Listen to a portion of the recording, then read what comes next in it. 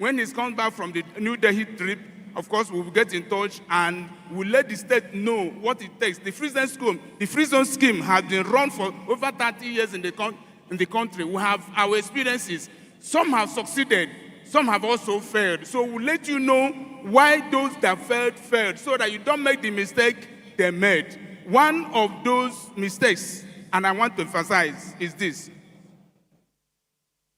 insulate the free zone scheme from politics. We had a visionary governor from the South. I will not mention his name. And things were running very well. 8 years after he left office, all the good policies he initiated had gone into comatose. I want to appeal to a visionary leader we have in Anambra State now. Craft your programs in such a way that they will outlive your tenure. Because our experience is that even if your successor comes from the same party, our experience is that most people go for what they call legacy projects and abandon the good things that their predecessors have started. And that is the bane of our development in this country. So as you think about having a free trade zone scheme in Anambra, please ensure. I'm happy that the Afrexim Bank lady mentioned Enyimba Economic City. They don't, in addition to their pronouncements, Afrexim Bank, you will not get a drawdown if they discover that you're not getting it well. So for her to mention Enyimba Economic City, where they have given them drawdown, that means Enyimba. The previous administration in Abia State got it right. Please take a look, because you may not take what I tell you as a regulator. Go to those who have succeeded. Enyimba City, they have not done groundbreaking ceremony, but they have gone far in putting the round pegs in round holes. I will advise, also in Lagos State, the Lekki Free Trade Zone, the Chinese are here, that the one running that place. How is Lagos participating and allowing them to thrive so that everybody, and you know what is happening? From my experience, most of the zones that are very successful, if you look critically, the people that are running the show there, some of them are from Anambra State. The Dangote refinery is in a free trade zone. Yeah. Dangote refinery is in a free trade zone. A year before the commission of that refinery, the man who piloted that scheme is from Anambra, but somehow God took his life. So he did not succeed. In Ogun State, one of the actors of the free trade zone in Ogun State that is surviving is from Anambra. In NEPSA, you have up to 3-4 people at the directorate level who are from Anambra State. So this is an opportunity for you to leverage on the free trade zone scheme to forward your economy. That is much I would know now. Thank you so much. Thank you so much. That's quite insightful. I think the point on, we are clear on what that NEPSA is out to support Anambra State, and also the sustainability of projects is very important, and I think you've clearly laid that out. Thank you so much. I think the next is to Mr. Don Ibebu, the MD of Tiger Foods. Just to mention, we know that you're a guru when it comes to exporting and also letting some of the products you produce to the world. The question will be, what do you think the federal government and the state government need to do to ensure, to enable the environment for ease of operation for private sectors in this regard? Thank you, moderator. I think the governor gave justice to this question when he spoke some minutes ago. So whatever I'm going to be saying will be resting on some of the points raised by the governor. And by the way, the governor, let me also say that you sold the vision of these industrial parks when you spoke some few minutes back.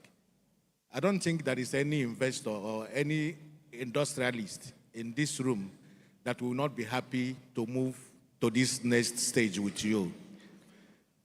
But let me come in from an investor's point of view. Regulatory policy of these industrial parks must be made attractive to the private sector. And to do that, the private sector must be in the know of what we are planning to do or the kind of regulations you want to roll out. The idea should be to attract the private sector. Whatever benefit the government is going to get will be much later. But this time around, whatever regulation that will be in place should be able to be an attraction to the private sector. And it is the reason why the private sector should be in the formative stage of making these regulations. Let me also mention the issue of being the chief marketer of industries in the country, in Anambra State. When you visited Tiger Foods, you also mentioned that. And it is instructive for us to know that it is a very key role that we are taking. Every single factory or industry you are going to visit, you are going in there with a lot of fanfare. You are going in there with a lot of press. You are exposing that industry to the public. It is not a child's play. And it has to trickle down to the rest of the government functionaries. A station whereby if you open the newspapers or the televisions or social media, you see government functionaries visiting burial ceremonies, child dedications. They need to begin to re-engineer their thinking and begin to visit industries in their localities. And permit me to also borrow two words from some of the two words you frequently used here about being intentional and deliberate. Let everybody be the chief marketer of every single product and services we are making in Anambra State. That way, we all become the chief marketer of each and every one of us. It is a very good incentive for an existing investor and a prospective investor. Let us also look at the skilled workforce. There is a dearth of skilled workforce in Anambra State. And a few weeks ago, I was meant to understand that you have a project called One Youth, Two Skills, a fantastic idea. If I have to also come from the private sector point of view, I will say, apart from the skills that they are getting, maybe from the ministry, you may also have to be intentional by working with the private sector. Let us develop a program whereby at the end of their theoretical trainings, let industries absorb them, not as a permanent workforce, because those industries may already have their own workforce already, but let them come in as an industrial attaché or people who are coming in to be mentored by these industries. By so doing, even if it is between 3 to 6 months, by so doing, we are creating a pool of skilled workforce for existing industries and then prospective industries.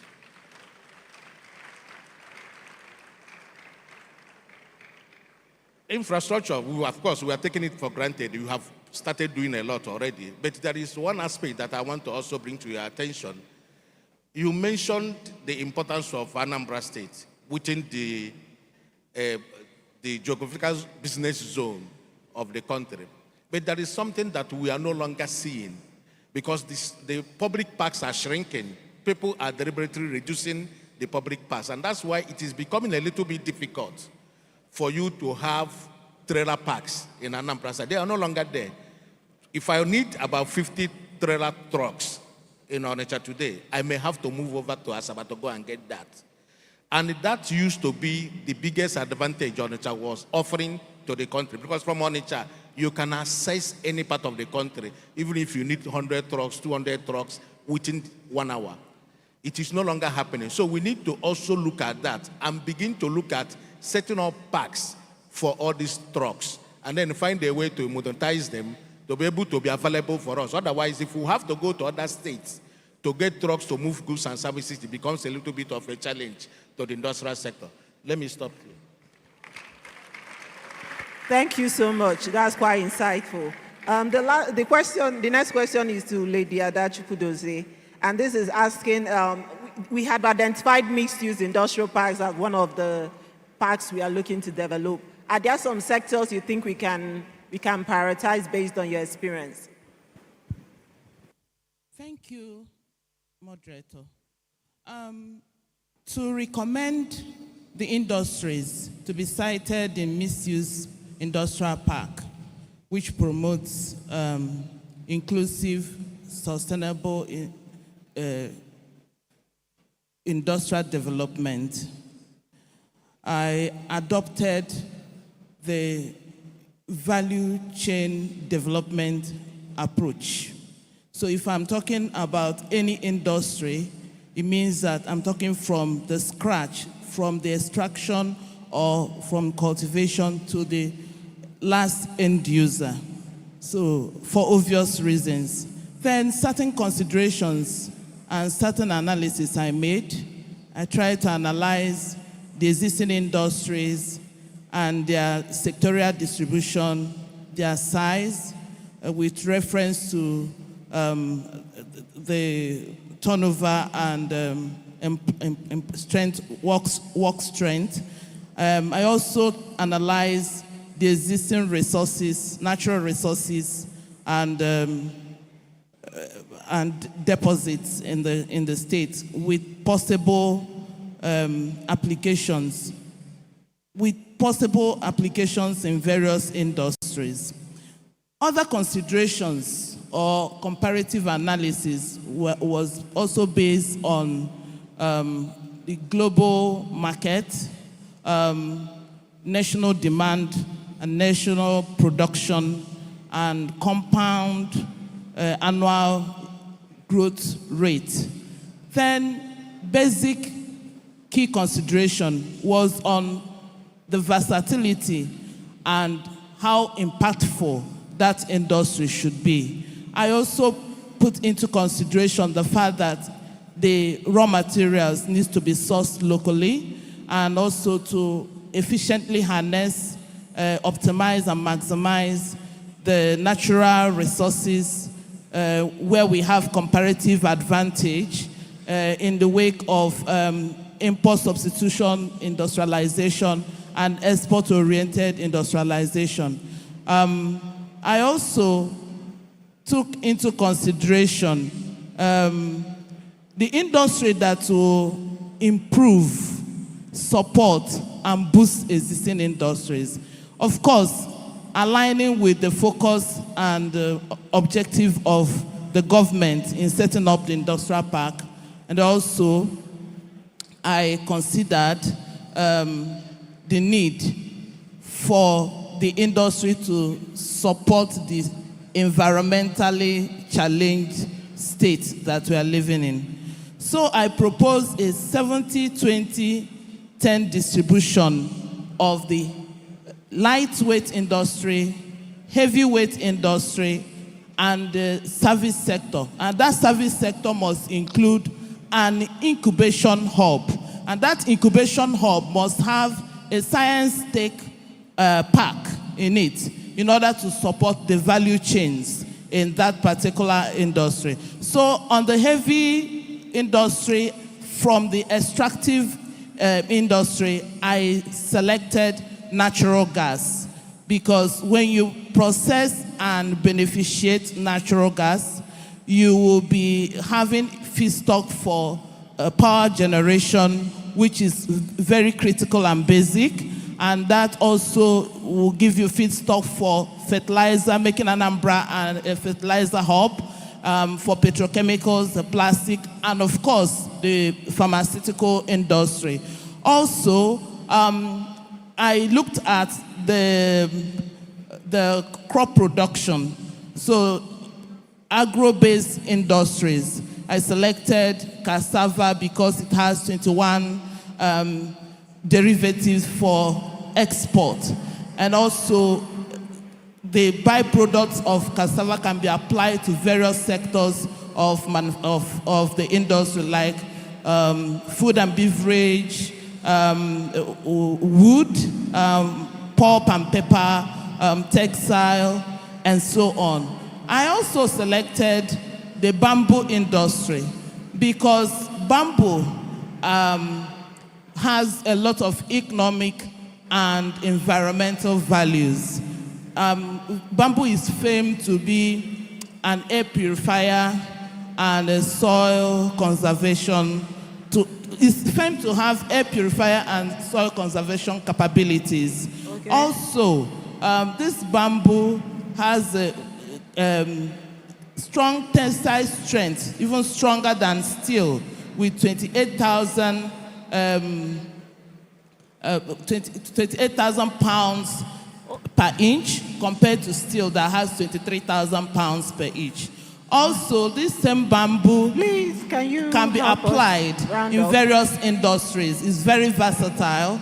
It can be applied to the textile, wood as a substitute, to food and beverage, to chemical, to pharmaceuticals, because the leaves have medical, it's very potent, and is the fastest growing tree on planet Earth. Then I also selected, of course, our oil palm and coconut palm trees for their economic values and various applications to the various sectors. Then finally on the livestock, I selected poultry for some obvious reason. Outside the fact that it can be applied to the food industry, but the dry egg powder is one that is about 95%, more than 95% imported. So the demand deficit is about 95 or 96%. And the local production can only cover about 4%, and most of the industries are domiciled in the West. So we can look into that as a livestock. Of course, permit me to reiterate that for the bamboo industry, you can imagine that all the toothpicks, or most of the toothpicks that we even use on your dining table, are all imported. So Anambra State can be a hub that can be producing toothpicks. Of course, you have kaolin, you have silicates. Those kaolin can be deployed in cosmetics, pharmaceuticals equally, and then the silicates and the iron ore can be considered for the motor vehicle. Thank you very much. Thank you so much. I see that our panelists have a lot to say, but we are running out of time. I think we're supposed to actually go another round, but we really can't do it. We are way behind schedule. So we'll just take one question from the audience. I think we have one person who wants to ask a question.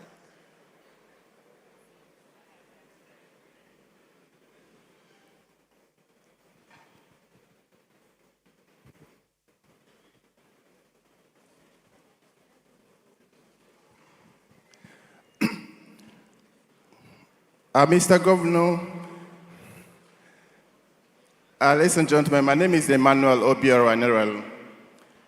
My question is, I have listened to all the presentations right from the onset, and I realize that in as much as we have not considered the situation we have in Nigeria today, vis-a-vis the fact that we have a lot of challenges in terms of being able to sustain market shares, that one of the things that has crippled most companies is that they are not able to sustain a market share in this challenging environment.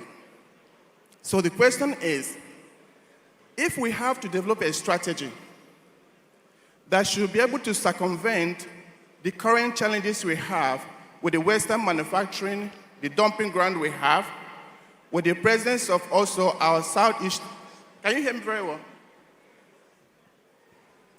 Okay, what I'm saying is, can you hear now?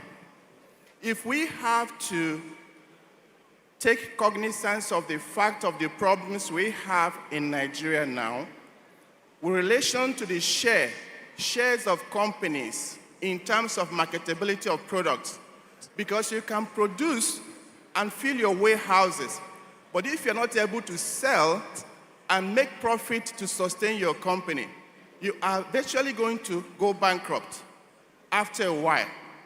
And the challenging is now very, very tough.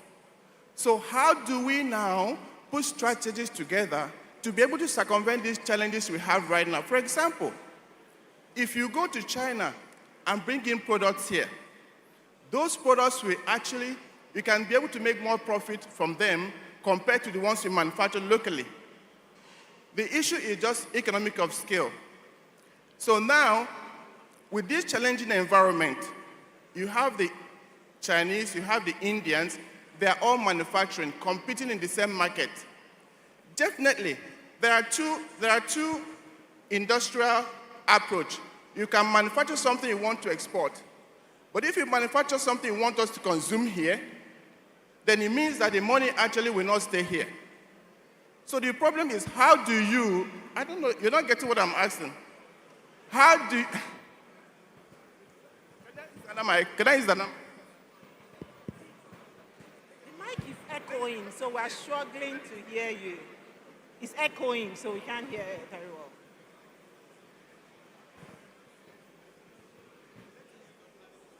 So we can hear you if you use your ordinary voice, but then just make it very brief so we move. Now, can you hear me very well? Yes. Now what I'm saying is,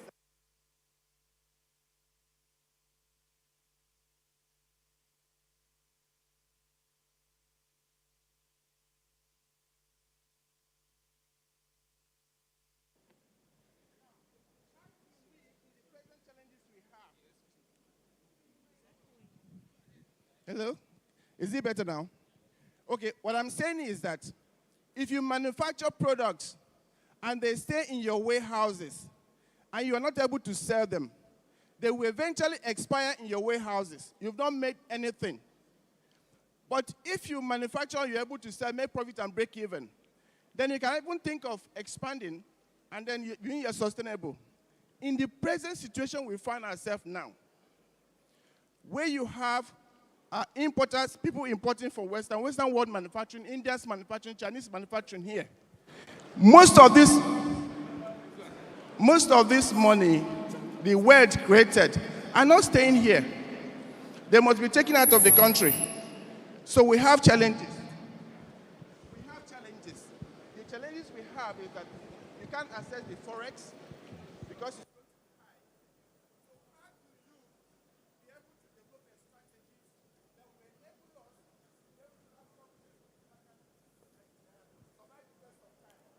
Okay.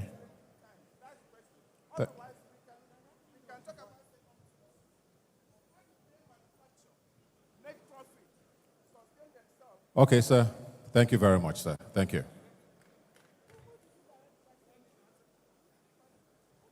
Thank you, sir. His question has actually led to the things I would have loved to say. Many other things I would have loved to say, but there is no time. To the forward-looking governor, as you want to start this program, concentrate on products that you already have demand in ANAMBRA and within the Southeast states. Because like he said, if you are targeting export and you manufacture and bureaucracy makes it difficult for that export. For instance, in organizing this program, where are the customs, except if they are in Mufti? Where are the Nigerian Customs Service? Where is the Nigerian Investment Promotion Commission? Where is the Nigerian Export Promotion Commission? And what is the synergy between Nigerian ANAMBRA Investment and Protection Agency and these other regulators? So you need them. You need to bring them on board at this planning stage. So to answer his question directly, the free zone scheme offers you that incentive. One, importations into the free trade zone scheme are import duty free. All importations into the free trade zone scheme are import duty free. And export from the free trade zone scheme to the Nigerian customs territory is also import duty free if the raw material were taken from the customs territory.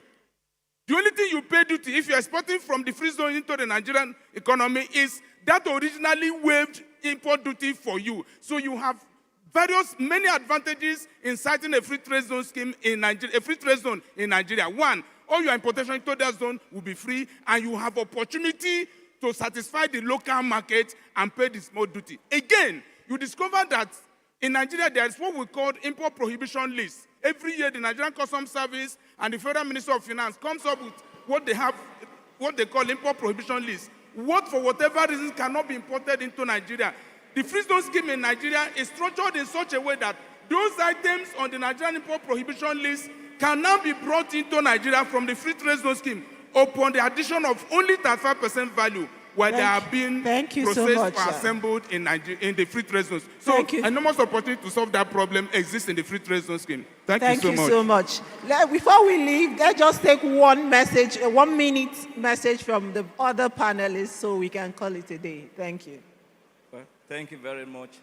Within the framework of the UN Sustainable Development Partnership Framework, UNIDO can bring some support to Anambra State in terms of what the state is planning to do by providing technical assistance for feasibility studies and master plans development, the bidding process in terms of bid specifications, launching of the bids, evaluation of the bids, to the point of selecting the contractor that the state is interested in.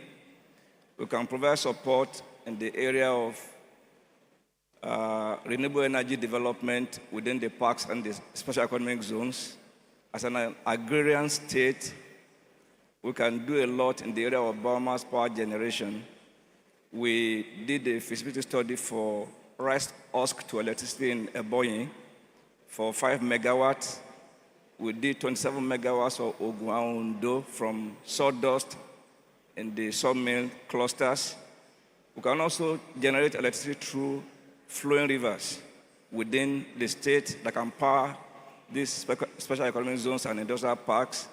For as long as the rivers or dams have good head and high flowing rate, power can be generated to support these parks and special economic zones.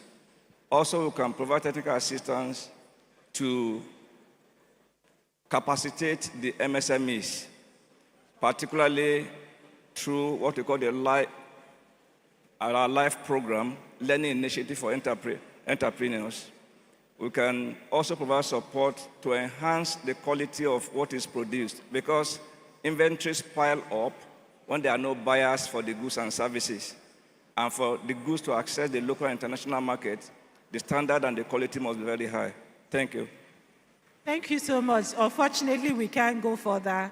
Thank you so much. I'll be discussing getting any other information from you. Thank you so much for your time. We really can't go further than this. Thank you so much. Yes, thank you.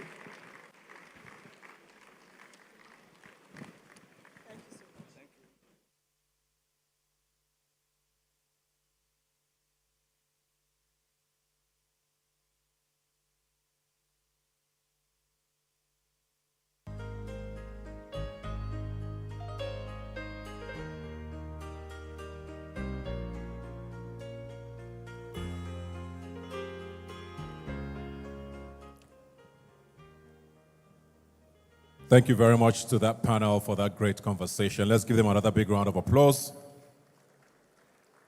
And to our passionate questionnaire who also jumped on stage to contribute, we thank you. But hopefully we do better in the following panels to come. Ladies and gentlemen, I'm going to be calling on someone else to give us a very quick remark. They're very important partners of Nigeria and continue to work with development with regards to states like Nigeria and, of course, Anambra State in particular. From the World Bank, I'd like to call on the country director for the World Bank to give us a quick remark. Please put your hands together for Mr. Shubhan Chowdhury.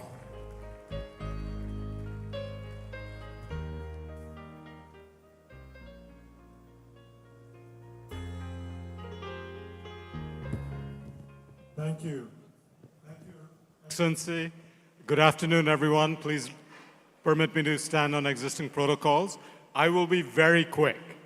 I think for two reasons. One, I know that there are many other things to happen later on today, but also because between what His Excellency himself said, what we heard from the MD of ANSEPA, what we heard from the Commissioner of Industry, and from just this panel, what I was asked to talk about, which is, how do you unlock and develop financing for bankable investments, to create the kinds of jobs that Anambra's youth want.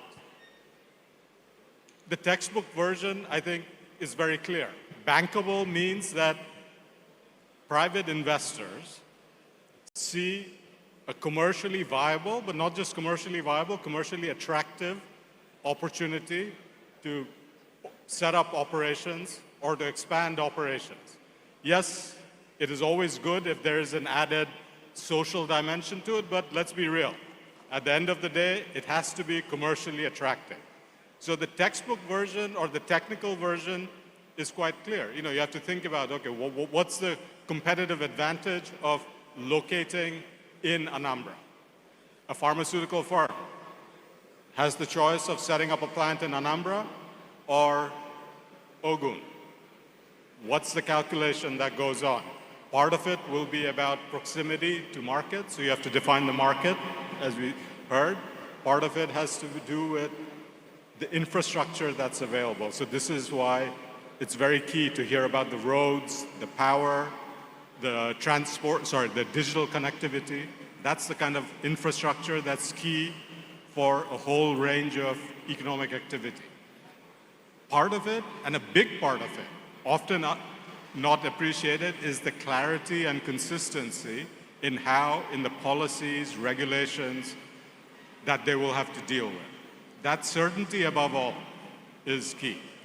So the textbook version says that, and then sometimes an opportunity might be viable with a little bit of an added kind of incentive or some de-risking or some subsidization of the upfront capex so all of that, the textbook version is quite clear, and I hope, and certainly what I heard this morning is that in terms of implementing the textbook version, Anambra has gone about it in exactly the right way.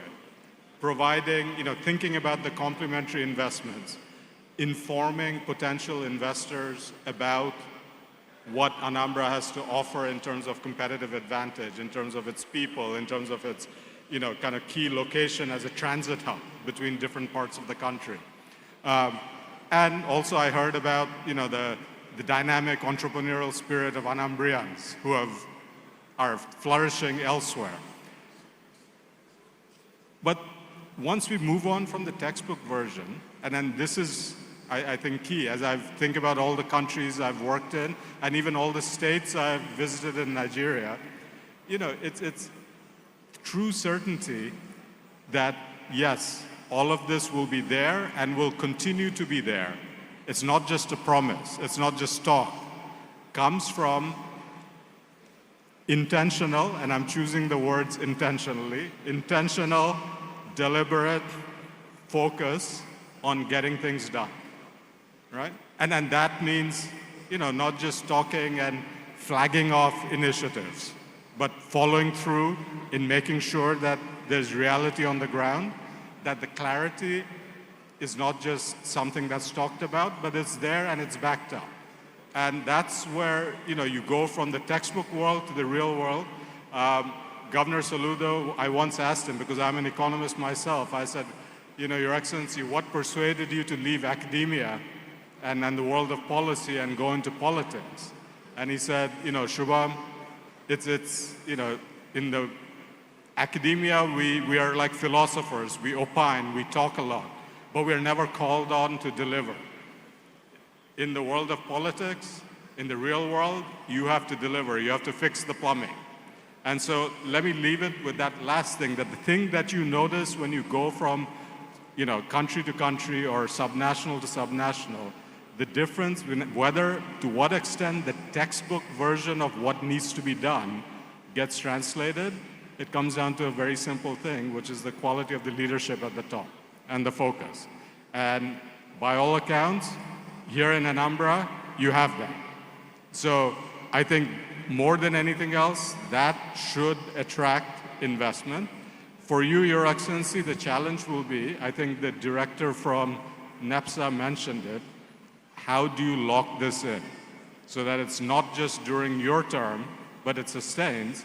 And one of the ways, the best ways of locking this in, again, globally, is something I heard the MD, CEO of Tiger Foods saying, have the private sector involved as much as possible so that they are involved from the outset, but also in kind of the implementation thereafter. So industrial parks, hand it over to, don't rely on a government agency to manage those. Get professional management of those and make it itself a kind of a commercially viable, or at least a cost kind of center of its own that can continue. So let me leave you with that, and it's been a real honor and privilege to have been here and hear about all your plans and hopefully see some of them get translated into action shortly. Thank you.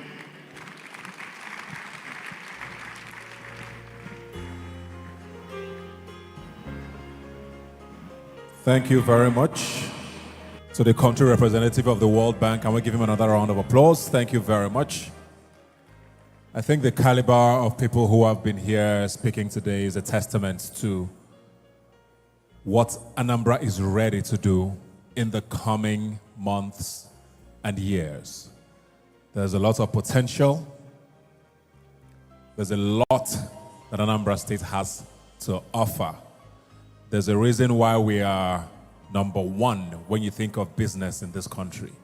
It's something we do very, very naturally. There's a reason why we're number one in education, because we have the brains to support it as well.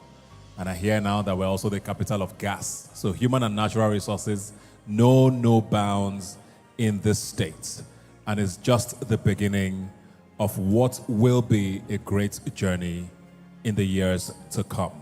Once again, please put your hands together for this beautiful state, the light of the nation, Anambra State. We're going to be moving on to something very symbolic, but also very, very key to today's event. It's time for us to sign a few memorandums of understanding, and I'm going to be calling on our chief host this afternoon, who is very happy to do this with us here today. Ladies and gentlemen, please join me as I welcome on stage His Excellency, the Executive Governor of Anambra State, Professor Chukwuma Charles Soludo, as he joins us on stage to sign very important memoranda of understanding here with us this afternoon.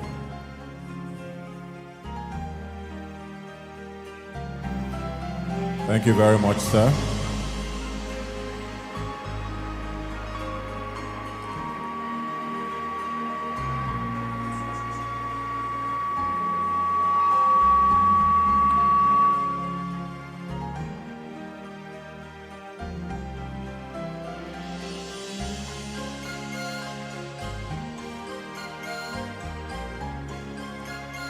Whenever you attend an event with the governor, you know that he not only acts as a special guest, he's also really the chief host, making sure that everything is done to the T. You're very welcome, sir.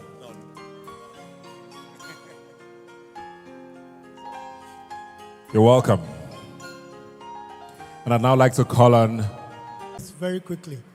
We're going to be starting with Dr. George Nwagu, the concessionaire of the Onitsha River Port. We've been working with him, discussing with him over the last 3-4 months. And we want to today sign an agreement where Anambra State government, with the governor represented, will be supporting, giving the project all the support to ensure the dredging of the River Niger is achieved as soon as possible, because Onitsha River Port must take off. Please, George Nwagu, where are you? Just come up, please.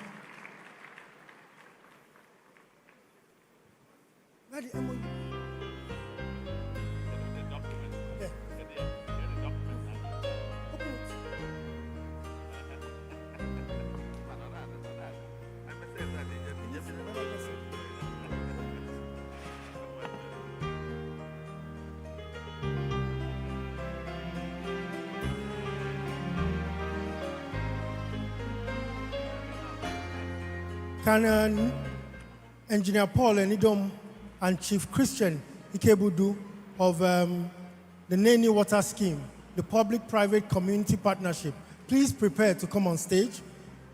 Can Chinedu Ogwebu of Oma Motors, who's coming on board as an anchor for the AUU Automotive Industrial Park, and also a co-promoter with the state, can he come on board also? And be prepared to come up.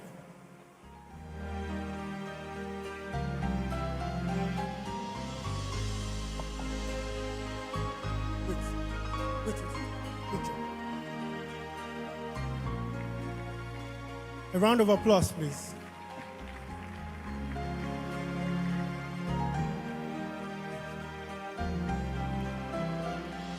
Please, the Neni community, represented by Engineer Paul Enidom and Chief Christian Ikebudu. For those who don't know what we're doing here, Mr. Governor in his manifesto, Mr. Governor in his manifesto promised that he will expand PPP to include the community partnership.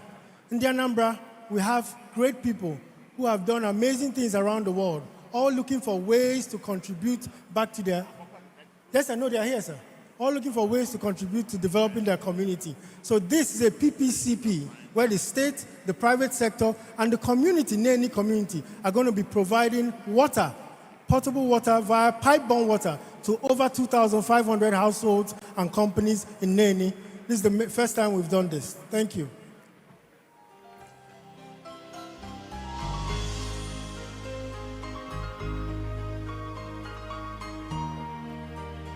Is Oma Motors ready?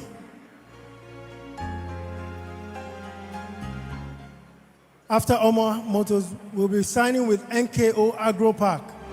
Can you please come here, come on board?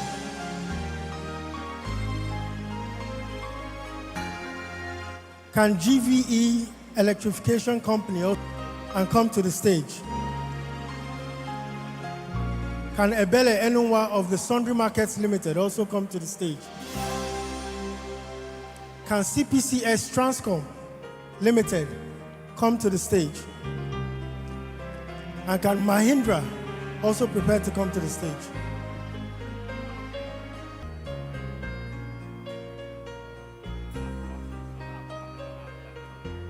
Oma Motors, please come up. Oma Motors.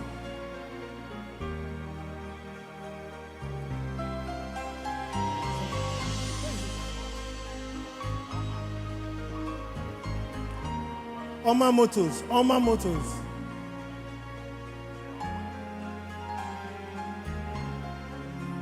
Where are the documents, please?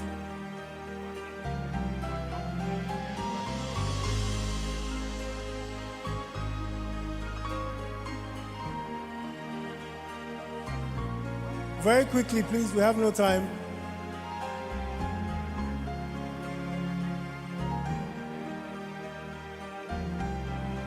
Very quickly, please.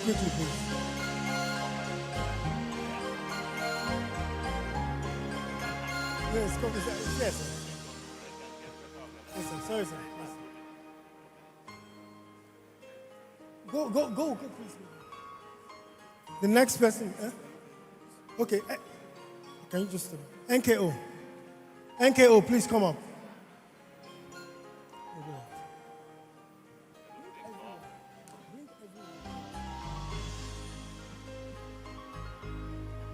This is Dr. Cordelia Udo.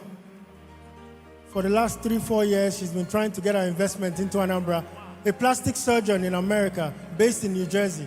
She wants to make quite a very sizable investment in agriculture, to build an agro institute, to also build a yam processing plant, to export back to America and other European markets.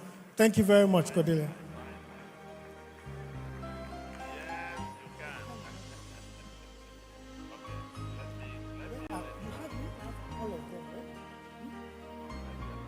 Oma Motors, sorry. But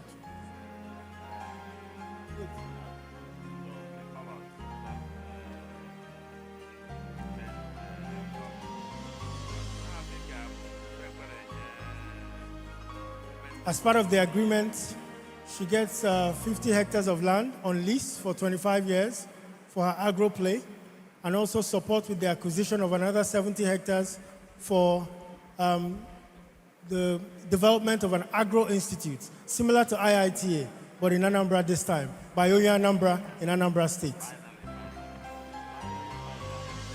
So everybody in diaspora who's watching, Anambra is open for your investment. And we are ready to partner. The government of Governor Soludo is ready for partnerships. Oma Motors, apologies.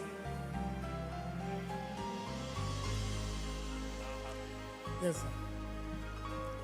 Mr. Governor, while Oma Motors is here, the parent company of Oma Motors is also Kojo Motors, the famous Kojo Motors from Oyanambra, from Ibuku.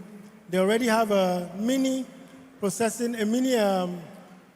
assembly plant in Ibuku, but now they are coming on board to support the state, work closely with us on the AUU Automotive Industrial Park as co-promoters and anchors.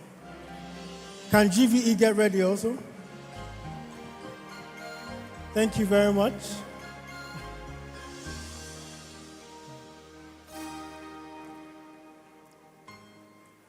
GVE, please. Ifeanyi Rajaka is also a great son of Anambra. From Agwata local government, he owns one of Nigeria's largest renewable energy companies.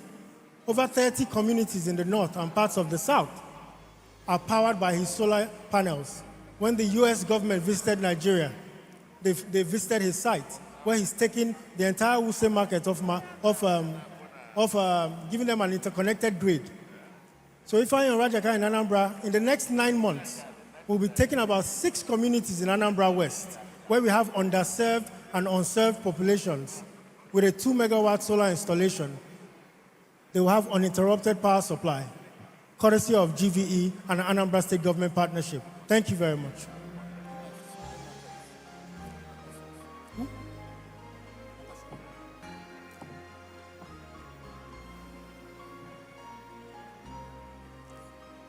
So sustainability is also very important to the governor. Oka Shopping Mall, please.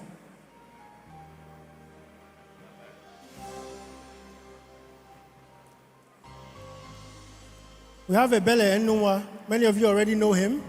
He's behind the famous Kilimanjaro and behind Market Square. Over 70, 80 billion naira of top line. He is committing to finish, continue, complete, and commission the Oka Shopping Mall in the next 15 months. So by December next year, we'll be commissioning the Oka Shopping Mall at the old Ikenga Hotel grounds. He apologizes for his absence. He sent his executive director. He had an emergency last night and couldn't make it down.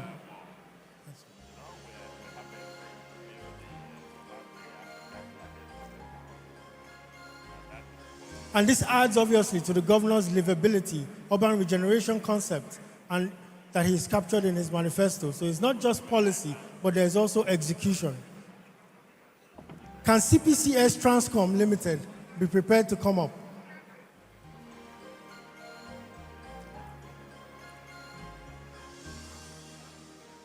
CPCS, as Mr. Governor said, under his tenure, he will bring rail to Anambra State. And to bring rail to Anambra State is not just to invite people and say, build a rail project for me. You must go through all the phases of project development. So today, we're signing and appointing one of the biggest in the world when it comes to rail consultancy, CPCS Transcom. They have 7 months to give Mr. Governor a rail master plan for Anambra State to connect Oka, Onitsha, Ekulobia, and Newi, and some of our major projects. We believe that in 4 years, Mr. Governor is confirmed that we will be breaking ground and completing the first route of that rail project. So thank you very much. Ikenga mixed use, no, not Ikenga. The Anambra mixed use industrial city.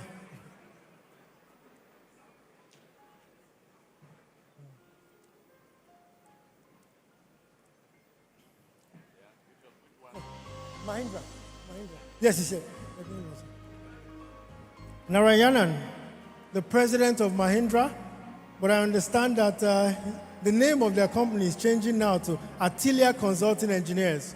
They flew in last night from India, just like our colleagues, our partners, CPCS. They flew in from Senegal and Paris. So just like CPCS, Mahindra have done amazing work on the African continent and globally. In fact, every time you engage with UNIDO and ask for support on feasibility studies or master plans, they typically refer you to Mahindra. With the Afro-Exims, the AFDBs of this world, they work with Mahindra. Anambra is working with the best of the best. They have 6 months maximum to deliver a master plan for the Anambra Industrial City project. After that, then we'll be concluding financing. We have with the next organization that we'll be signing with.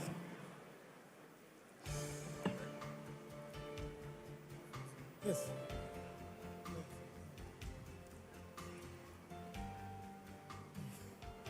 Can we please welcome the president of AfroExim, represented by the executive vice president, Kanayo Uwani. I understand that her nickname in AfroExim is Madam Projects.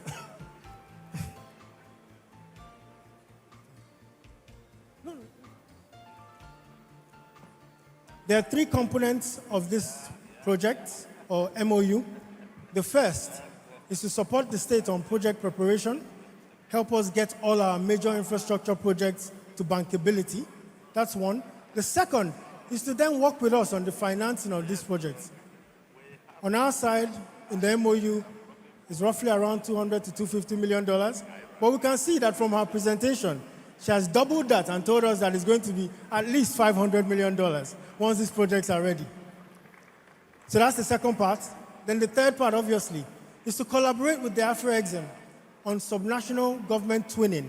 So what are those great concepts or policies that other African cities have that we can learn from, and what can they learn from us? So this is a very important one for us. Can NIMET, which one? This is number one now. Yeah, can NIMET International Pharmaceuticals also prepare to come on? The next 4 signings will all be anchors that are signing on for the pharmaceutical manufacturing hub in Ogboji. So just organize it.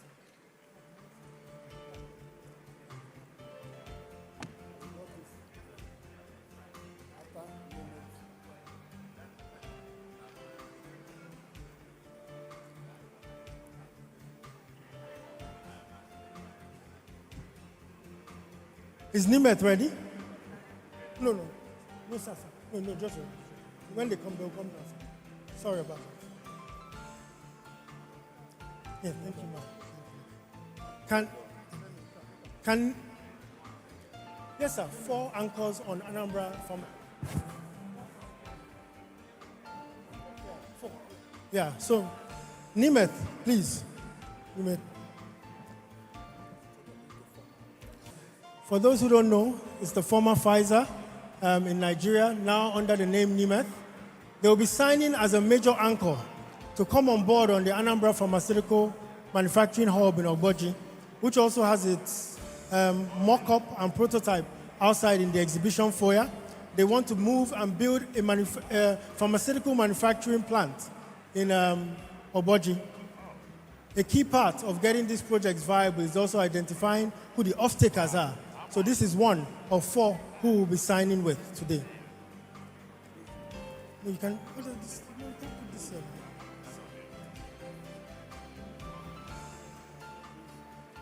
Can Dozie Group prepare to come up? Dozie Group, represented by Lady Ada Chukwudozie.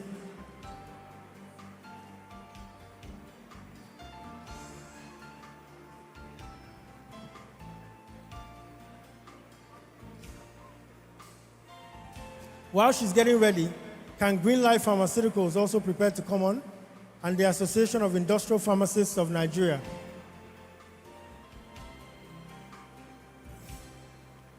Dozie.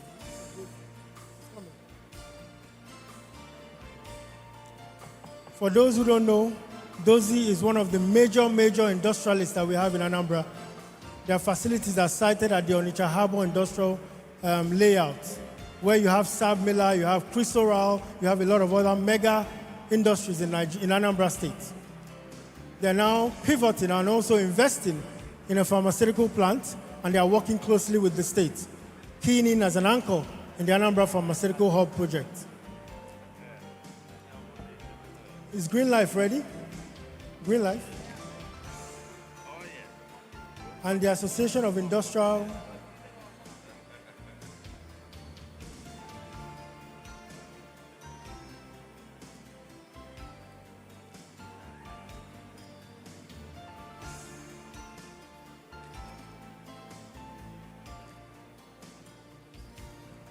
So for many people who had wondered why MOU signings were not happening under the Soludo administration, he put all of us to work. Everybody was working extremely hard because this for us is that platform where we want to showcase all the investment opportunities, the deals being signed, the projects being executed.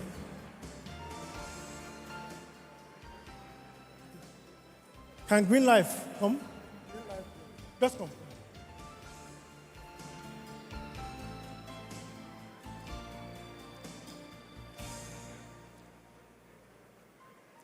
Green Life Pharmaceuticals, a major player in the pharmaceutical sector in Anambra State.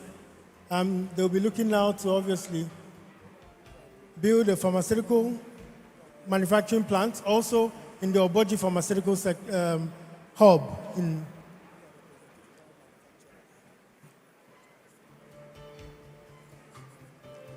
Mr. Governor is getting India Anambra to start investing in Anambra. For those of you who've come for the summit, Anambra has been peaceful, Anambra has been safe, Anambra is open for business, Anambra has access to the governor, his office, in the Anambra and the entire business community. Once you talk business, Mr. Governor always says, money has no tribe, it has no color, it has no race. Can the association also come up? Association of Industrial Pharmacists of Nigeria, please. Naib. Yes, one more. That's it.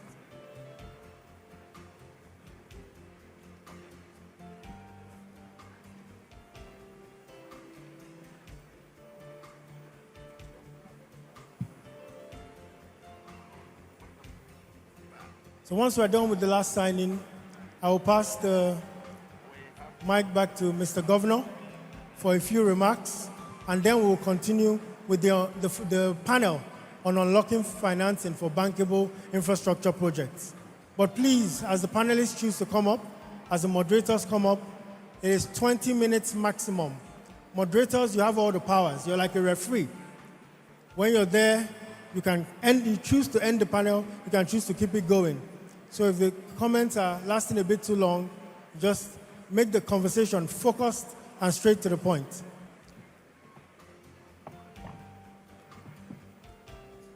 Thank you very, very much. Thank you, Nigeria. Thank you, India Anambra. Thank you, the international audience. And thank you to all our partners. I hereby yield to Mr. Governor. Okay, I think your mic is this.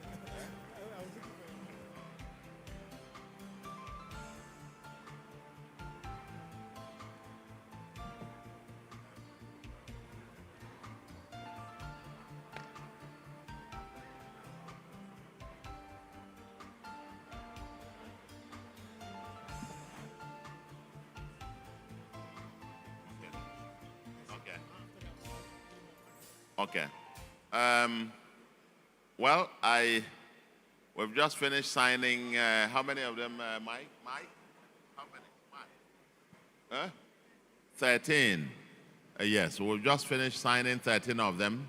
And they told me before we sign any of this, we've done the due diligence of it. The master plan will be out, the real master plan and the feasibility study and the master plan will be out pretty soon, the industrial master plan to be out. Then the investors, those who are putting in their money, we're expecting that by this time next year, when we meet again, we should be able to give you a progress report on all of this and many more that we will sign in the coming weeks. Those that we have signed already, 7 estate developers have been signed on to develop various sub-cities of Awka. The new Awka, where we call the new Awka, beginning with the Millennium Estate down, we have signed another 7 of them to make them a total of 8 new sub-cities that will make what we call the new Awka city. For the ADB, Afrexim Bank, I was telling our sister, because what I signed here now, I saw the dotted lines of a commitment of about $200 million. So I said, when I am sleeping tonight, I will be dreaming of the $200 million and when we are going to unlock this, because I know the $200 million will even unlock several billions to come. and we take up the issue of the diaspora bond, the $250 million diaspora bond, where we'll get to see where all of this, to launch this, as well as I'm sure the next panel will be discussing the issue of financing. Quite a lot of a mix of financing options that we'll have. But with this now, by the time we meet next year, we will give you a progress report on where about 13 today plus 7 we signed before, that's 20 already, and we'll give you a progress report then on where we are with them and where we are with regards to these industrial cities that were the pharmaceutical industrial city, the automotive industrial park, and the mixed-use industrial city. I want to thank you very much, and to say to the rest of the ANAMBRA who are still itching and preparing their projects, once you are ready, once you can show us the color of the money, come. If you are ready with the project and it is bankable and you are still thinking about the money thing, maybe we can walk hand in hand with you to the financiers and we can talk. Thank you very much and God bless you.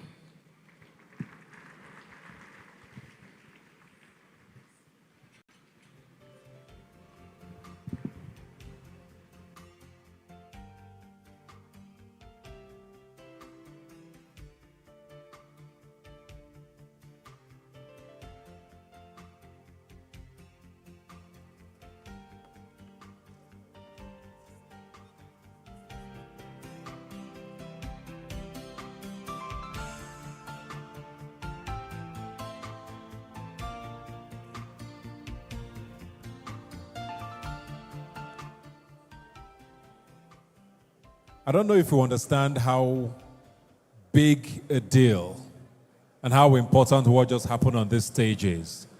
We just heard His Excellency say that at least 13 agreements were signed worth over $200 million. That is money coming into the economy of Anambra State. If nothing else is achieved today, I think that is testament to all of the great things that are to come. So please, put your hands together for the Executive Governor of Anambra State, wherever you are, please. That is no mean feat at all. Thank you very much, and we're looking forward to all these great projects being executed in the months and years to come. We're going to move on now to our next panel of discussion, and it's focusing on infrastructure practices, finance, energy. And I'm going to be calling on our moderator from Stren and Bland Partners. Ladies and gentlemen, please put your hands together for Ozioma Ago as she comes up here to moderate this session. Give her a big round of applause, please. Thank you very much, and she'll take it from here.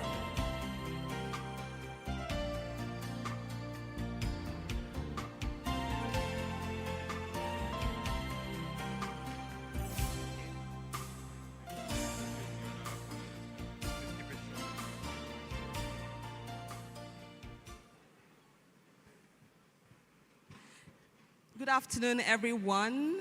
I'm very happy to be here. Mr. Governor, all protocols duly observed.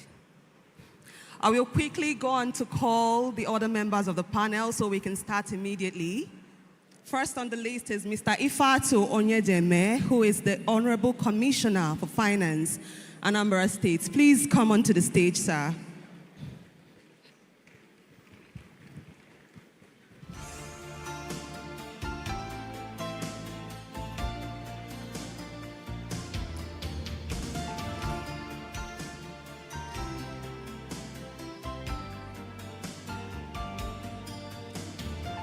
Next is Mr. Kalim Shah, the Senior Country Manager for International Finance Corporation, IFC. Mr. Shah, you're welcome to the stage.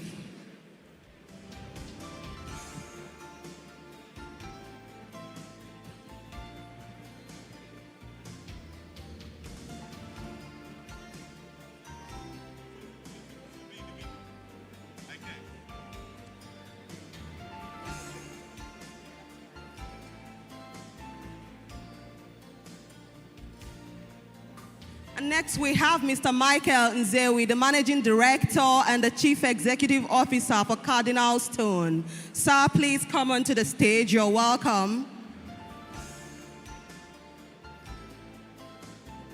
And the last but not the least is the Vice President of Africa Finance Corporation, Financial Institutions.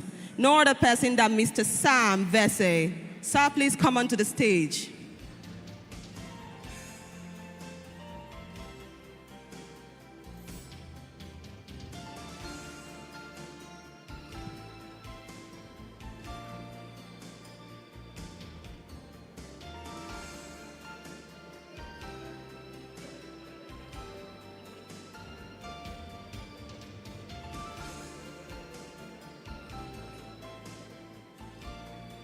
You're welcome once again. So we'll go straight into it.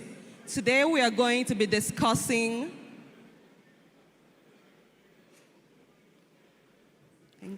Today we're going to be discussing how to unlock financing to fund robust and sustainable infrastructure development in Anambra State. And by way of introduction, there is a recent data that was released by the World Bank, and that data underscored the infrastructure gap that we currently face in Nigeria, requiring an estimated value of about $3 trillion to resolve.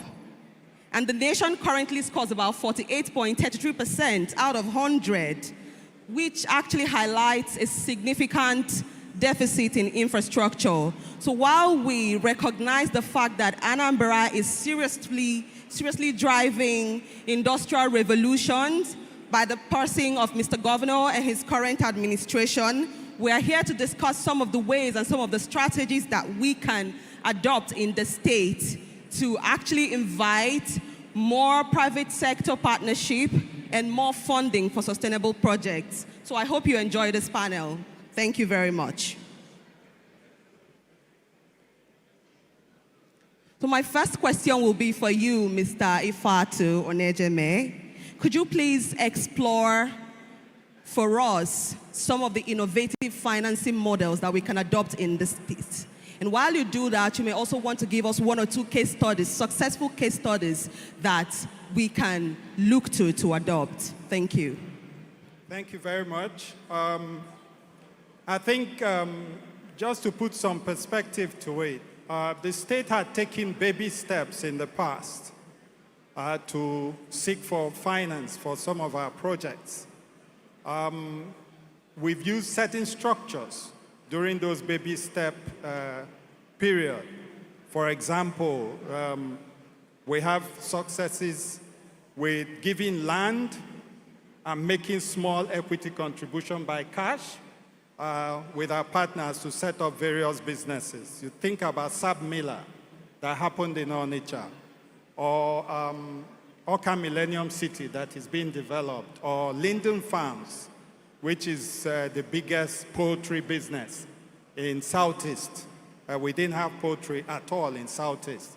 That slaughters about 300,000 chickens a year and produces 6,000 crates of eggs a day. So these are impressive things we have done, but those were baby steps. Now, for the first time, the state has a clear plan, the Vision 2070 plan, which is a 50-year plan, is something that has now focused all the energies of this administration and subsequent administrations to develop in the state in a very concise manner. We didn't have that before, and this is the first administration of the 50-year plan. So I think that somebody had raised the issue whether after our governor leaves office, somebody can change the trajectory in which the state is going. I think it's more difficult now. I would suggest that maybe Mr. Speaker and members of the House may consider if a bill is necessary to be passed so that the 50-year plan becomes a law of the state. I say that because in 2015, I was privileged to lead our delegation to Thailand, and I was surprised that Thailand was so successful.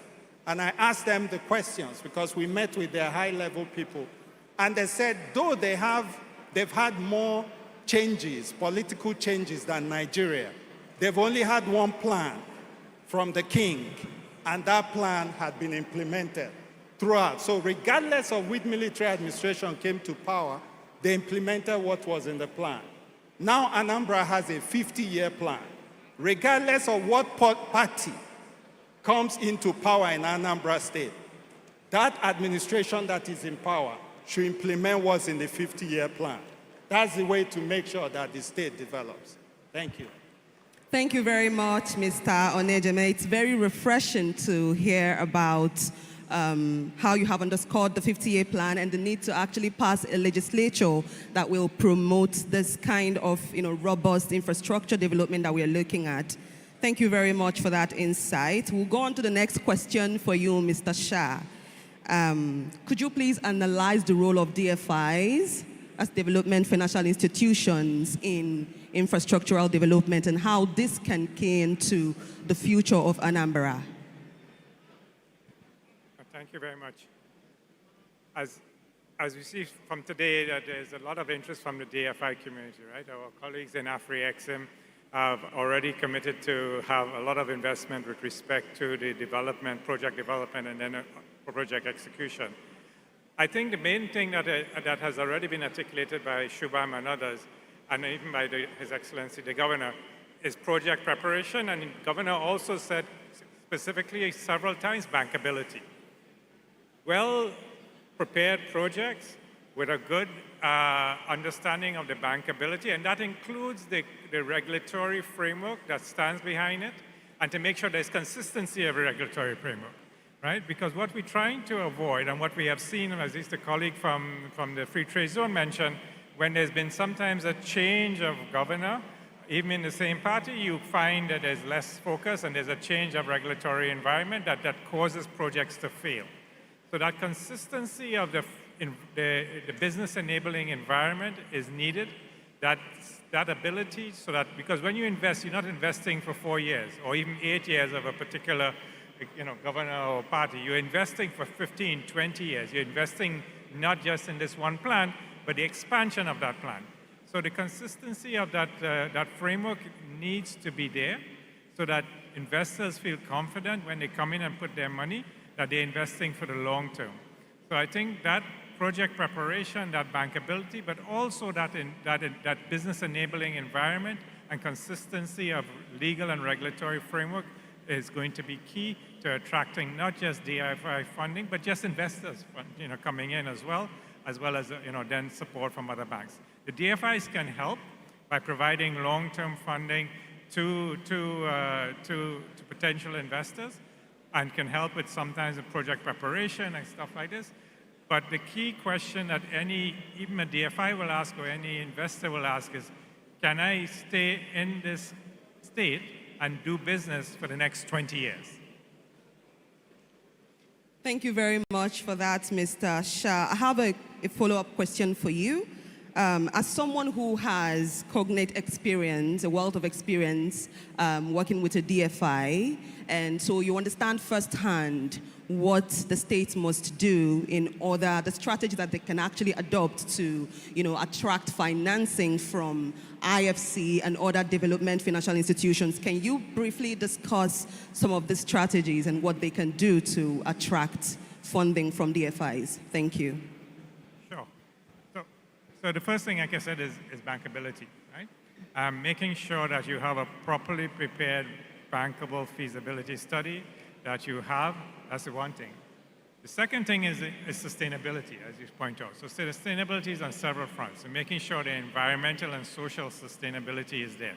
One of the key things that we look at is the impact of climate change on your project, right? So we have models that forecast what is going to happen in Anambra State, in particular LG, is to say that this is going to have additional rainfall or additional drought, and how are you building your project to account for that sustainability, right? And then, of course, you have other sustainability factors on governance and corporate governance, on financial sustainability, how you're handling your books, et cetera, how you're interacting with your host communities. So sustainability and bankability is not just, okay, I produce this and I sell this, right? That's core. That's core bankability. But sustainability means how are you engaging with your external environment, your external stakeholders, including government, but including your host communities, including your partners in the supply chain, etc.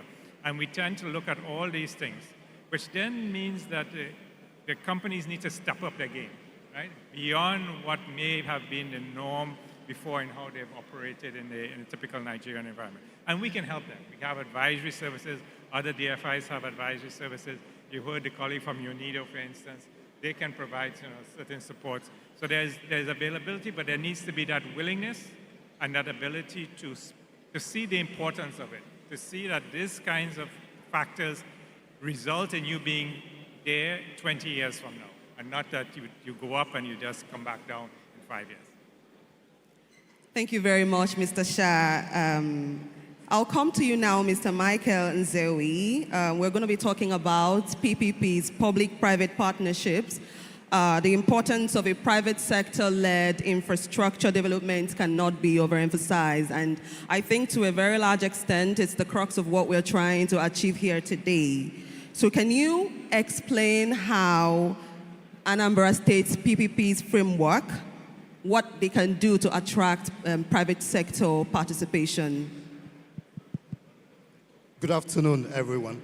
I think by way of a quick introduction, because not many people here know about Cardinal Stone, my name is Michael Nzewi, and I'm the Group Managing Director of Cardinal Stone Partners, a Lagos-based investment banking firm with assets under management in excess of 200 billion. We recently invested in a company here in Anambra State, in Linden Farms. We invested about $4.6 million in Linden Farms. So what I'll be sharing with us is really from a life experience of someone who's put his money where his mouth is.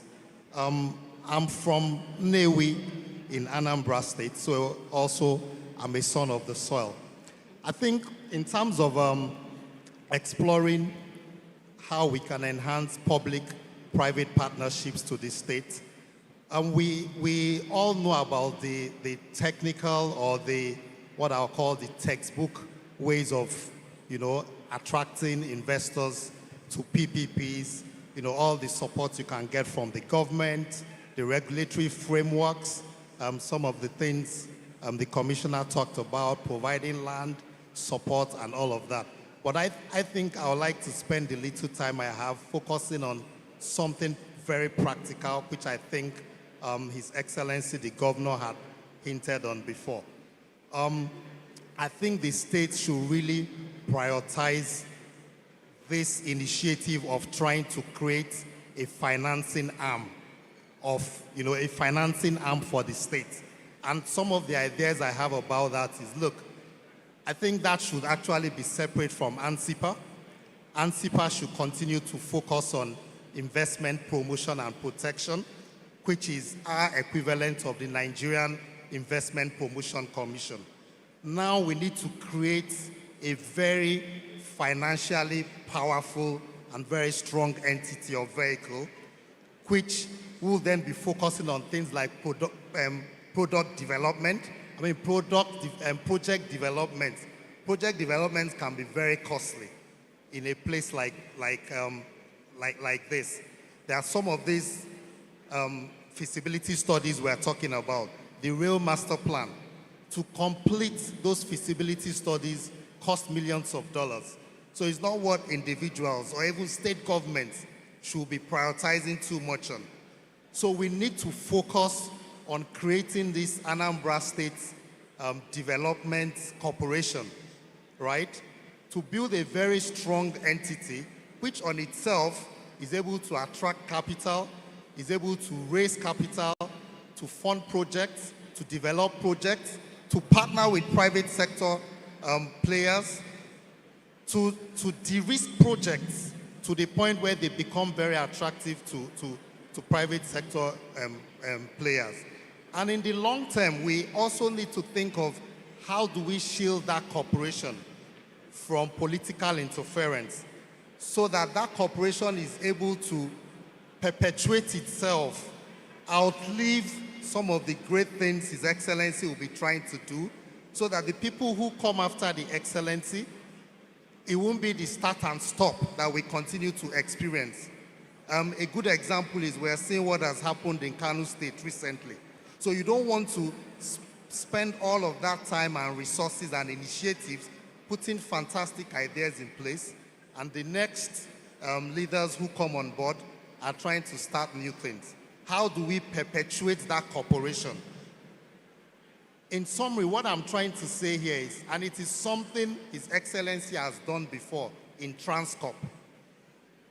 I'm thinking of a Transcorp 2.0, which should be better, very intentional, and all the mistakes that were made in Transcorp, we build on that and build a world-class, very strong financial institution that can help with fundraising and projecting some of these projects. And some of the ways we can start that today is all these assets the government has, we can start putting that straight into that vehicle, right? Build that vehicle to a point where the vehicle is rated, and the vehicle might even eventually get a listing on the Nigerian Stock Exchange, right? All of these will help in perpetuating that vehicle and creating sustainability for that vehicle. I hope we'll still get a chance to talk about how we can support that process. Thank you.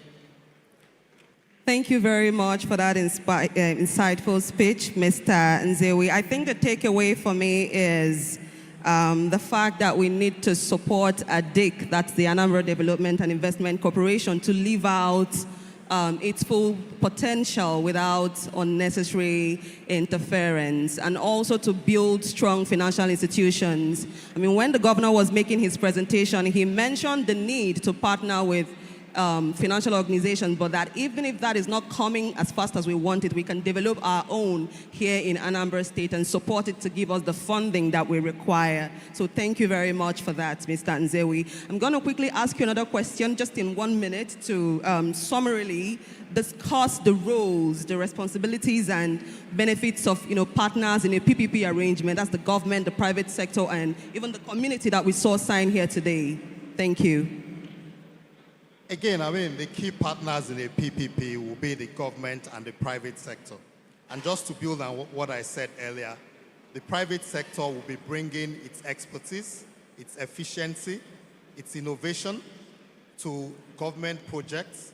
So the government benefits from some of the things the private sector can bring to those projects. And also the private sector will then benefit from having access to government projects which ordinarily they may not have access to.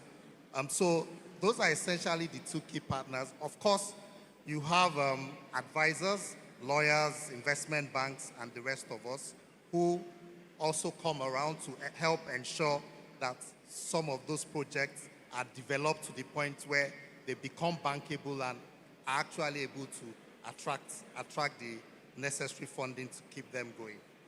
Thank you very much, sir. I'll come to you now, Mr. Sam Vese.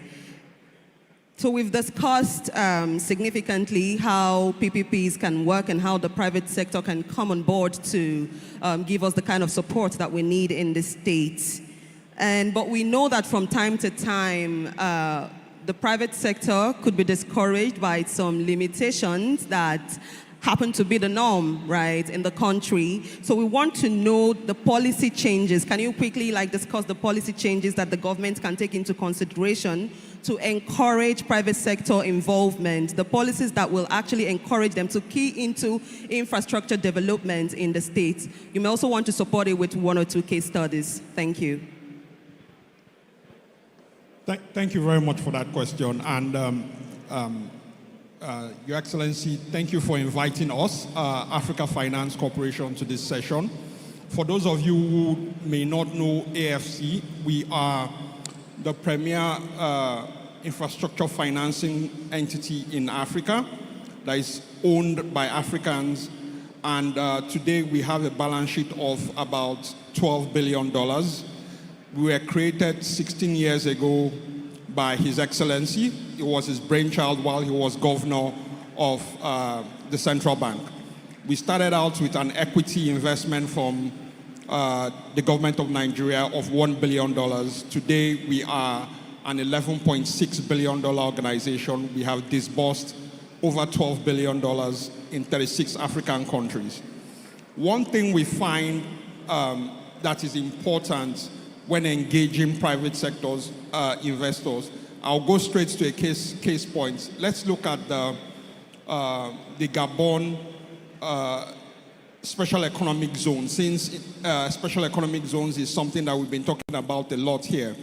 I mean, we all have seen what has recently happened in Gabon, but we have built, AFC and its partners, Arise IIP, have built an institution that is now a contributor of 14% of the GDP of that country. We have moved that country's, they typically, or prior to AFC and Arise coming into Gabon primarily exported raw logs. So one of the key policy changes was to stop the export of unprocessed logs. Now Gabon is the second largest exporter of veneer in the world, not in Africa, in the world. We have about 140 companies in that industrial zone. And there are certain tax incentives that have been provided, a tax holiday for up to 10 years, rebates on certain payments, VAT. The key thing is the job creation that is being generated. It's far more important than, or at least in the interim, while the businesses are still developing. That's far more important than taxing, creating a very heavy tax burden on the businesses that they tend to fail. Now, one of the things that I've heard at this session that I am very, very excited about is the recognition of what the previous or the predecessors have done. I'm very happy that His Excellency made reference to a number of his predecessors that had built an excellent foundation. One of the key things we need to have is policy stability. We want a situation where when the current government leaves and someone else is in place, whatever is working, we will continue it. Whatever is not working very well, we can tweak it and improve it. I'm seeing that we're already doing that here, and that's one of the key things that you want to have when you're engaging private sector. Now, the other thing from a regulatory perspective that you want to also look at is creating strong institutions. I've heard talk about IPPs working with EEDC. It's important that the state also looks at creating its own state electricity regulation commission to take advantage of some of these electricity acts so that we have a fair playground. I mean, where we're coming from, we've seen disputes that have stalled hundreds of millions of dollars of projects.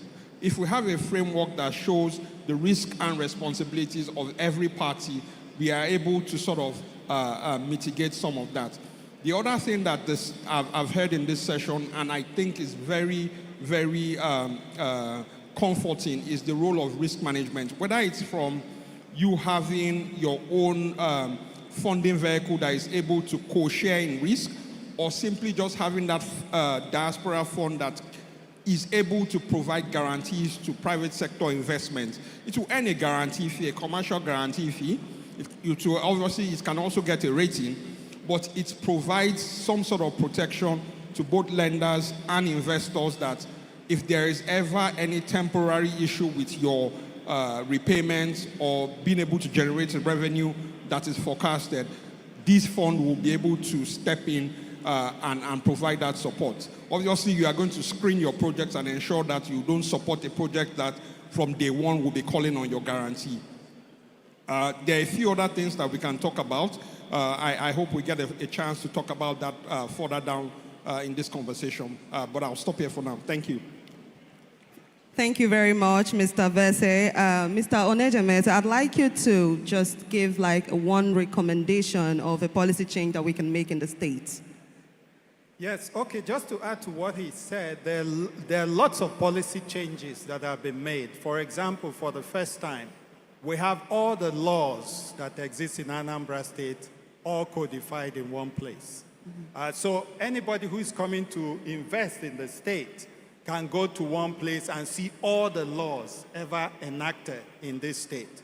That's something that is significant.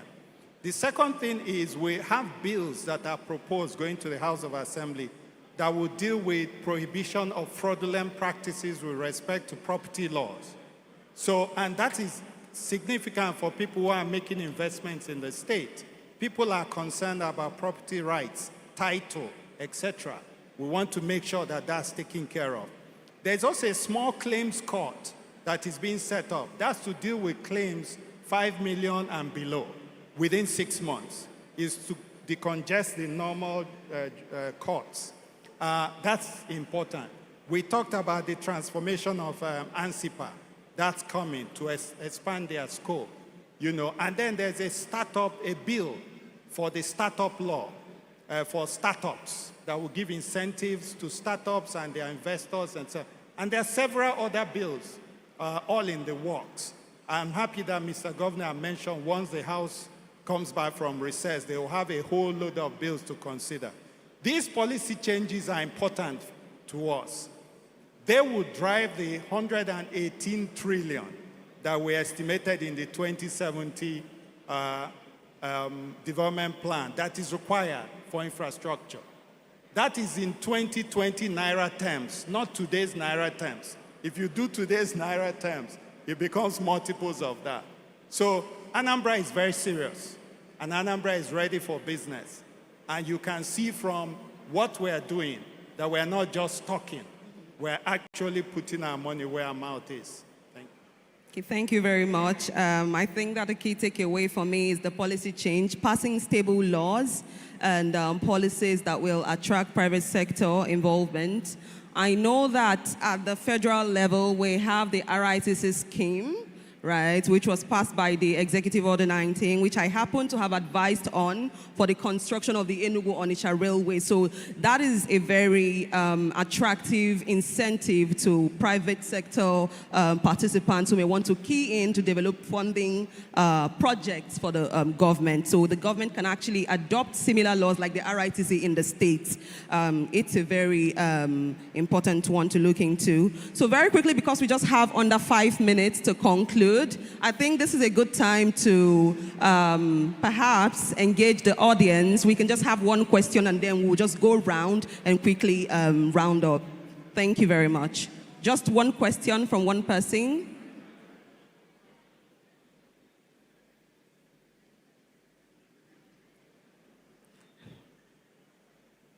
If we don't have any, we can actually proceed.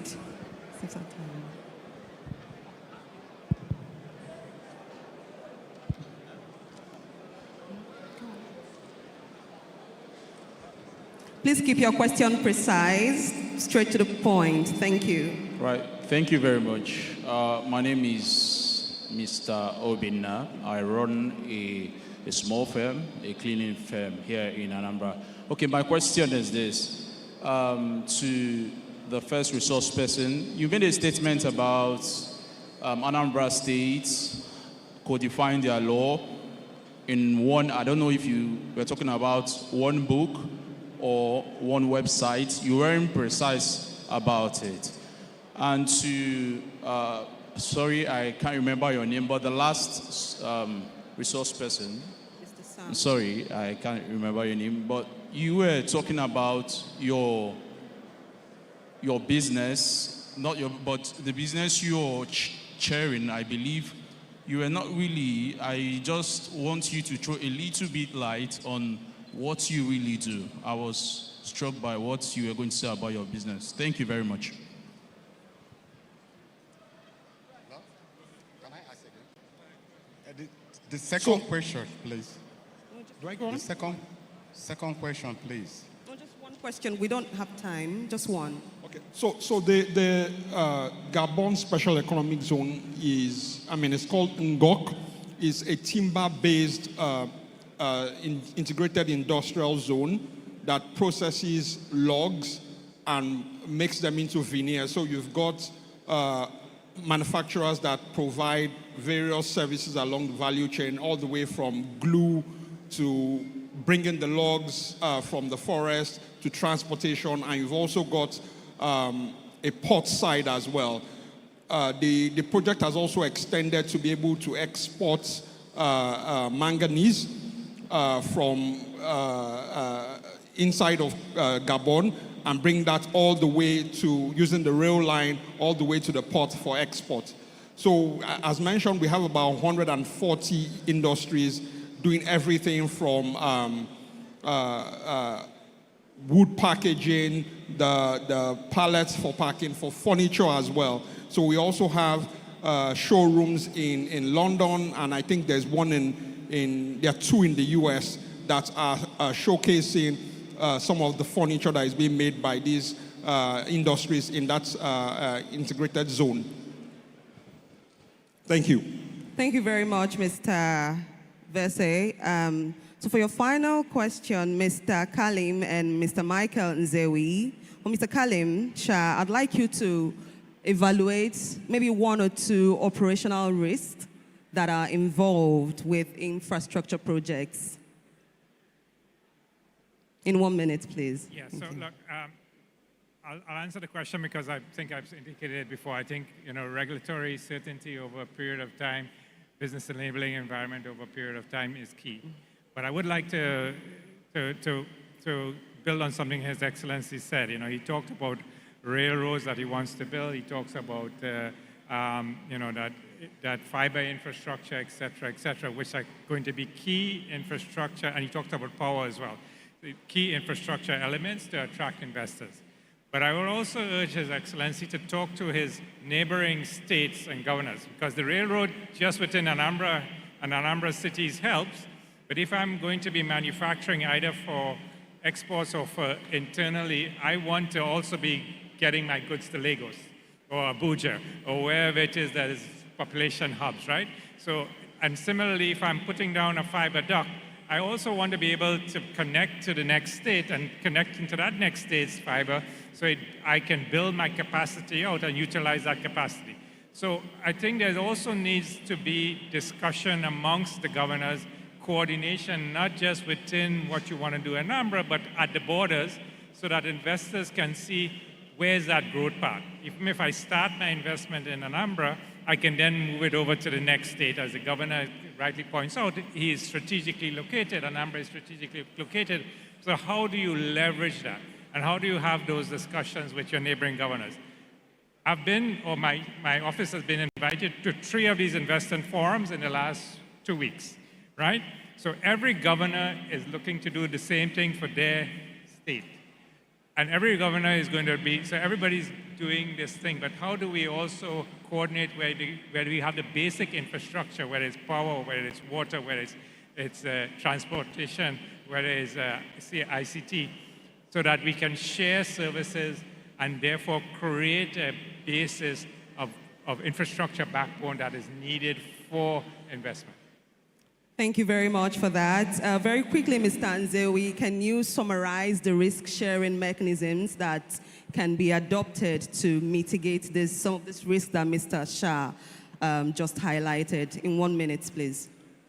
Okay, so the risk-sharing mechanisms will include like the PPPs we've talked about, government equity participations, revenue risk mitigation techniques, as well as political risk insurance, and other insurance solutions like construction risk, completion risk, performance bonds, and all of that. I think in conclusion, I would just like to talk a bit more about what we do at Cardinal Stone and how we can help with some of this. Cardinal Stone, like I said earlier, it's an investment bank based in Lagos. In 2022, we actually became the #1 stockbroker on the Nigerian Stock Exchange. So today we are the largest stockbroker in Nigeria, and we completed the sale of Union Bank to Titan Trust Bank, which again is the largest transaction in the entire history of the Nigerian capital market. So given our track record in the Nigerian Stock Exchange, whether you're looking to acquire significant equity stake in listed companies, be it a bank, be it a telecom company, you want to buy 10% or 5% or any significant minority stake in publicly listed companies, then you should be talking to us because we are in the best place to help with that. And also fundraising for some of the things we talked about earlier. Thank you. Thank you very much to our wonderful panelists. I think this is a very good place to put the conversation to an end. We are pressed for time, and I wish we had more time to explore all the conversations that were due to happen today. Thank you very much. And once again, my name is Ozioma Ago, and I'm a partner at the law firm of Stren & Bland. Over the years, I've advised on infrastructure, project financing, and energy. It's a wonderful thing to be here today. Thank you very much.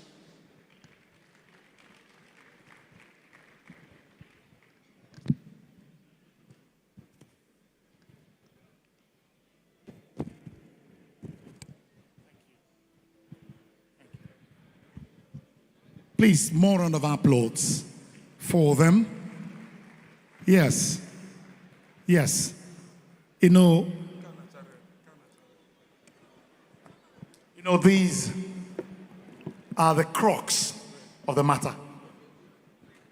This government, the present government in Anambra State, is laying the foundation for proper investment in this state. And you know, if you create an enabling environment, the investors and investments will be well protected. Ladies and gentlemen, at this juncture, it will be time for us to go for lunch and also network.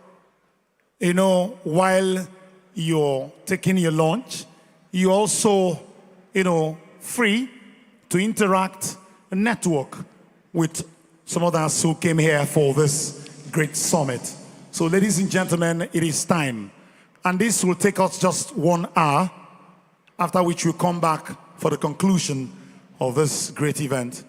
So for those of us seated on the round tables, please, you may make way for our visitors to go first for lunch. And then after 1 hour, we come back for the conclusion. Thank you very much.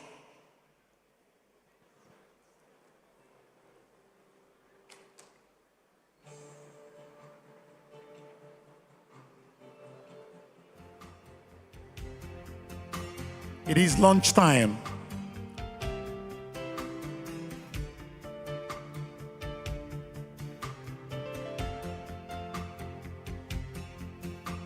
And I believe Mr. Governor may wish to lead the way for the lunch.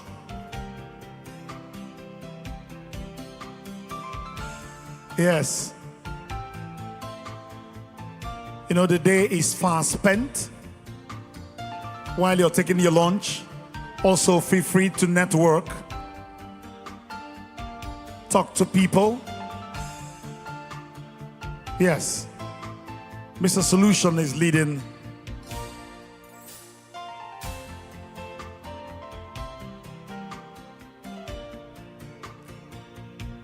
He doesn't only lead us. The giant strides he's accomplished in Anambra State. He's also leading by example. Made in Anambra goods, made in Anambra shoes, made in Igbo Akwete. Yes. So go take your lunch, network, and we come back for the conclusion. Thank you very much.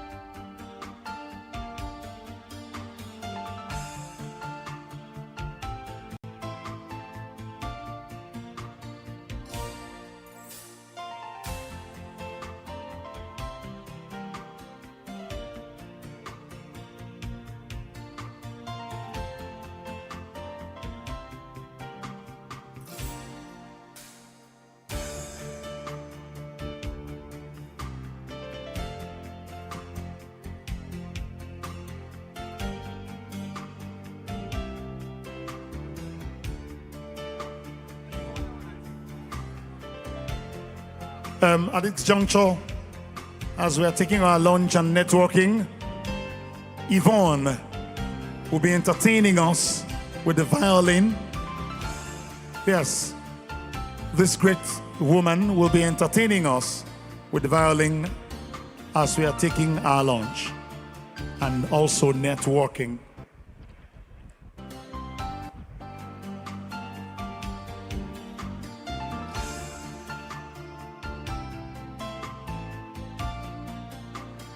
Yvonne, the floor is yours.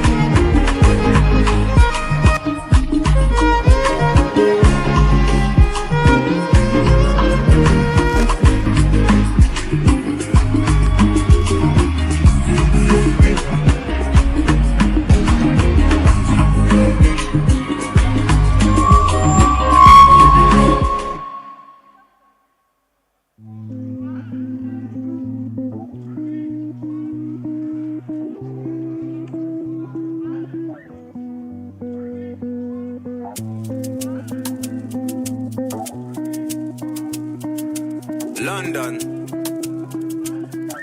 Another banger. Come here, wait till the water you. Green body make I rock am, yeah. I know you seen on me. I get the money pass your papa. Wait till you want way I know feel do for you. Why you want the booga one? Share you be kiss than any. You better drop your body and more sucker. Suffer with this body. Make we run, I'm on a low key. Baby, you know me. They get us to go move where you no go. Agree. Come make a drive your come make a drive this your jalo. Baby, allow me. Tip you off with the alawi. See body, oh. Egg by me, oh. You dey bust in my bololo. You dey bust in my bololo. Please help me, oh. Me, I don't jam waiting, but come here, waiting the water. Green body make I rock am, yeah. I know you seen on me. I get the money pass your papa. Wait till you want way I know feel do for you. Why you want the booga one? Share you be kiss than any. You better drop your body and more. You to the phone with this love for facing, baby, and let me.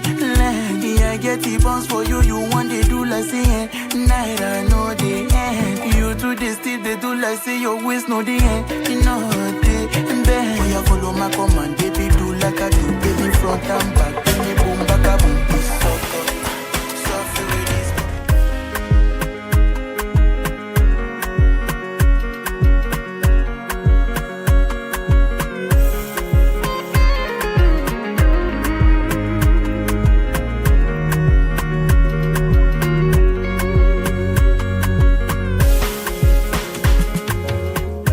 Tell me where you dey go, girl. I need you here right now. Where you dey go? Hide me spirit, hide me soul. Staying at me until the sundown. Bum bum sweeter than Mirinda, caterpillar, pick it deeper. London diva, buy you visa, tequila, give me ginger. Fresh like bread, what they do today. Mama, you know need Mary Mama, girl, you be take away. All that gas, they still dey lane. Make I give you bottom belly. Me still share you the air. Fresh like bread, what they do today. What have you done to me? I don't know. Yeah. What have you done to me? I don't know. Believe me. It has to be you. I need you for my family. Believe me. It has to be you. I need you for my family. It must be you. Oh, I need you for my family. It must be you. Oh, I need you for my family. Oh baby, oh, been in love with you for days. Done day with you for so long. Show more. I'm crazy, oh, girl, I'm crazy over you. Now waiting man go do to make you know. Waiting you won't believe if you don't believe me. I will not deceive, do not deceive me. And my love go past the love you give me. If I follow your hand, I beg delete. Waiting you. I see the sweet us, he depend them. I see the pen them, he the sweet us. Yeah, now.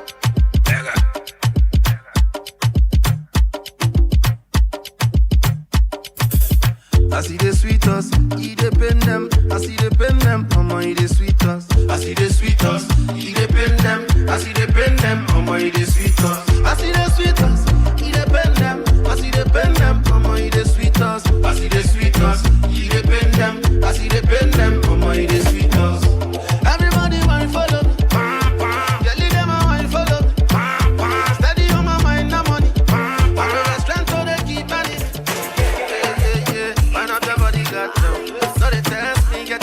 get down.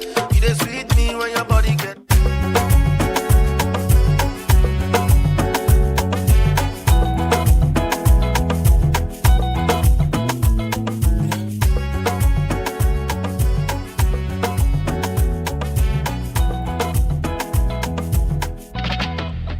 Rumokoro don't catch a fire. Last night I was walking on the road when they shoot the man a shooting tire. Ikorodu don't catch a fire. As I dey walk out, I dey see one man where we say they shoot where they carry kaya. The baba carry kaya. We bring it back again. The remix with your busy body, your beat. Everybody there. Nothing there. This is the remix. I love your boom boom bang. You make me really wanna touch your way. When you hook up in the club, oh, give them a run, oh, give them a jump. Put your busy body, you go Saji. Everybody, move your body, put your busy body, you go Saji. Everybody, move your body. Somebody say oh oh oh oh oh oh. Everybody say oh oh oh oh oh. You don't bring back the remix. Everybody in the club, like, mama, you done make me fall in love.